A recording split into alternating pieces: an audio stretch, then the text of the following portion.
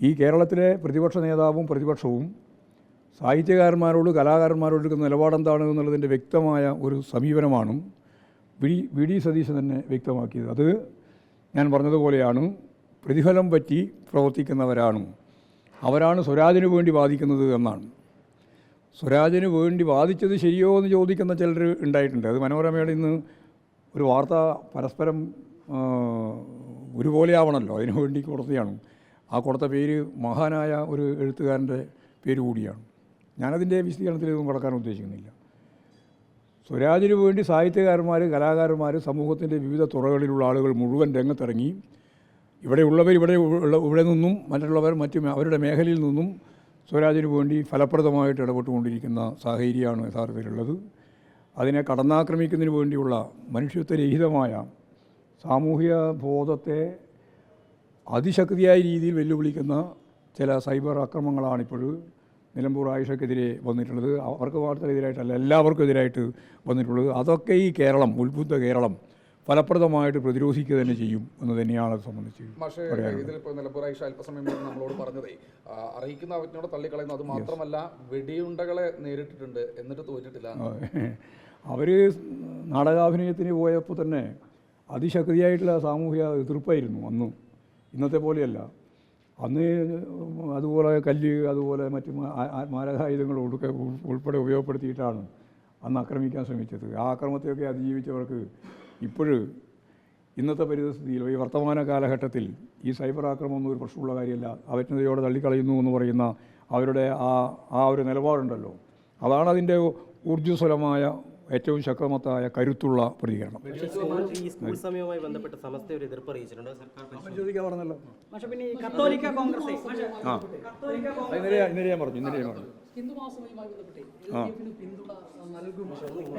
ഹിന്ദു മഹാസഭ എന്ന് പറയുന്ന സഭ ഏതാണെന്ന് ഞങ്ങൾക്കറിയില്ല. പിന്നീട് ഹിന്ദു കൂടിക്കാഴ് അവിടെ പലരും വന്നിട്ടുണ്ടാവും, പോയിട്ടുണ്ടാവും. അതൊക്കെ സ്വാഭാവികമായിട്ട് ഇലക്ഷൻ ഓഫീസിൽ ആരൊക്കെ വരും പോയി. പക്ഷേ അവരൊന്നുമായിട്ട് ഞങ്ങൾക്ക് യാതൊരു ബന്ധവുമില്ല. ഞാനത് ആദ്യം തന്നെ വ്യക്തമാക്കിയിട്ടുണ്ട്. ആ വ്യക്തമാക്കി നിങ്ങളെന്താ കൊടുക്കാത്തത്? ഞാനതാ പറയുന്നത്. ഞങ്ങൾ LDF എടുക്കുക മാത്രമല്ല, LDFുമായിട്ട് യാതൊരു തരത്തിലുള്ള ബന്ധവും ഞങ്ങളെ സംബന്ധിച്ചിടത്തോളം രാഷ്ട്രീയമായിട്ടൊരു ഐക്യം ഞങ്ങൾ പ്രഖ്യാപിച്ചിട്ടുമില്ല. പിന്നെ വെറുതെ ആവശ്യമില്ലാതെ പ്രഖ്യാപനം അവർ തന്നെ ചിത്രം ഉള്ളതുകൊണ്ട് എൻ്റെ എല്ലാം മുമ്പിൽ ആരെല്ലാം വന്ന് ചിത്രം, നിങ്ങളെല്ലാം വന്ന് ചിത്രം എടുക്കുന്നില്ലേ? നിങ്ങളെല്ലാം ക്രിമിനൽ കേസ് പെട്ട ഉടനെ എൻ്റെ പേരും വെച്ചിട്ട് ഞാനിതാ ഞങ്ങൾ ഫോട്ടോ എടുത്ത് പോകേണ്ട വല്ല കാര്യമുണ്ടോ? എൻ്റെ നമ്മളോടെല്ലാം അതൊക്കെ വെറുതെ പറയുകയാണെന്ന് ഞാനതിലേ പറയുന്നത്. അവർ പറയുന്നത് നോക്കിയിട്ട് നമ്മൾ നിലപാട് സ്വീകരിക്കുക. ഞങ്ങൾക്ക് നിലപാട് ഇന്നലെ ഞാൻ പറഞ്ഞപ്പോൾ ഒരു TV-കാരൻ പറഞ്ഞല്ലോ, 18 തന്നെയാണ് പറഞ്ഞത്.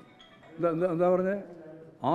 RSകാരുടെയും നിലം മാറ്റിയാൽ വരുന്നതാണ് ആ പറഞ്ഞത്. ഇപ്പോൾ ശരിയാ, നയവും നിലപാടും മാറ്റിയാൽ ഞങ്ങളോട് സഹകരിക്കാനാവാത്ത ഒരു രാഷ്ട്രീയ പ്രസ്ഥാനവും ഭൂമുഖത്തില്ല. എന്ത് വേണം? നയവും നിലപാടും മാറ്റണം.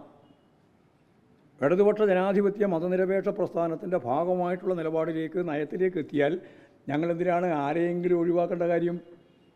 ആര് ആ നിലപാട് സ്വീകരിച്ച് മുമ്പോട്ടേക്ക് വന്നാലും എടുക്കുക. ഞാൻ ഇന്നലെ പറഞ്ഞതിന് കൃത്യമായ വ്യാഖ്യാനമാണ് വിശദീകരിക്കുന്നത്. കാരണം അത് വായിച്ചാൽ ശരിയാക്ക് തോന്നുന്നു RS കൊണ്ട് വരാൻ സാധ്യതയുണ്ട്. ഒരു സാധ്യതയില്ല. എപ്പോഴും ഇന്ന്. എന്നാൽ ഞാൻ നേരത്തെ പറഞ്ഞ പോലെ നിലപാടും നയവും മാറ്റിയാൽ ആർക്കാ വന്നുകൂടാത്തത്? തെറ്റിദ്ധാരണ ഉണ്ടാക്കാൻ വേണ്ടിയിട്ട് പുറപ്പെടണ്ട. പക്ഷേ ഈ LDF സ്ഥാനാർത്ഥിക്കെതിരെ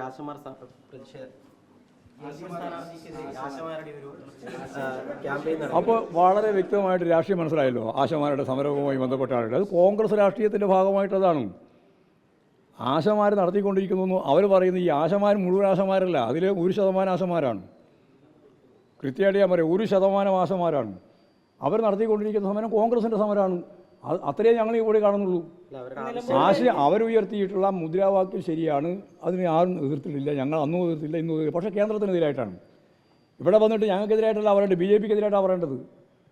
അതുകൊണ്ട് ഇടതുപക്ഷ ജനാധിപത്യ മുന്നണിക്ക് കൃത്യമായ ധാരണയുണ്ട്. ഏറ്റവും കൂടുതൽ ആശമാർക്ക് പൈസ കൊടുക്കുന്നത്, ശമ്പളം കൊടുക്കുന്നത്, അല്ലെങ്കിൽ അവരുടെ അലവൻസ് കൊടുക്കുന്നത് കേരളത്തിലാണ്, ഇന്ത്യയിലെ ഒരു സംസ്ഥാനത്തും ഇല്ലാത്ത രീതിയിൽ. എന്നിട്ട് സമരം നടത്തുന്നതിൻ്റെ ഭാഗമായിട്ട് രാഷ്ട്രീയ കളി കളിക്കാനാണ് അവർ ശ്രമിക്കുന്നത്. ആ കളിയാണ് ഇവിടെ നടത്തിക്കൊണ്ടിരിക്കുന്നത്. അതിൽ ഞങ്ങൾക്ക് യാതൊന്നും തന്നെ പറയാനില്ല.